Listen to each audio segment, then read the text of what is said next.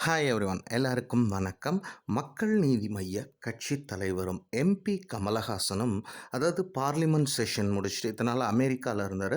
அங்கேருந்து வந்து parliament session attend பண்ண வந்தார்.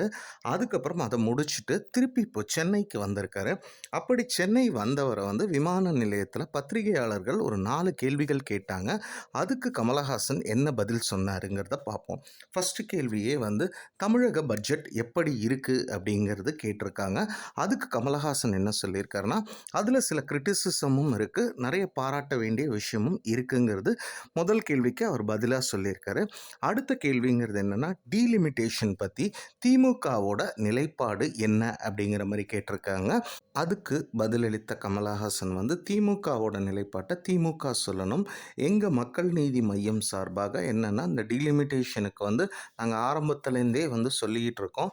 தமிழகத்தை பாதிக்குதுன்னா அதை நாங்கள் வந்து எதிர்ப்போங்கிற மாதிரி சொல்லியிருக்காங்க. அடுத்தது வந்து 3வது கேள்வி வந்து பார்த்திங்கன்னா, காவிரி நதிநீர் பற்றி கர்நாடகா தண்ணி தர மறுக்கிறாங்களேங்கிற மாதிரி கேட்டிருக்காங்க. அதுக்கு பதில் கூறிய கமலஹாசன், ட்ரிபியூனல் ஏற்கனவே அதுக்கான விஷயங்களை வந்து சொல்லியிருக்காங்க. அப்படி இருக்க வந்து கர்நாடகம் தண்ணி திறக்க வேண்டும், மக்களின் நலன் முக்கியம், ஏன்னா தண்ணி இல்லாமல் நம்மளால் வாழ முடியாதுங்கிற மாதிரி சொல்லியிருக்காரு. அடுத்த கேள்வி என்ன அப்படின்னு பார்த்தீங்கன்னா, சுதந்திர தினத்துக்கு விஜய் கொடியேற்ற போகிறாரு, இதை பற்றி உங்களோட கருத்துக்கள் என்ன அப்படிங்கிற மாதிரி கேட்ட மாதிரி சிம்பிளாகவே சொன்னார். அவருக்கு வந்து என்னுடைய பாராட்டுக்கள் வாழ்த்துக்கள்னு தெரிவிச்சுட்டு அவர் சென்னை விமான நிலையத்திலேருந்து புறப்பட்டார்.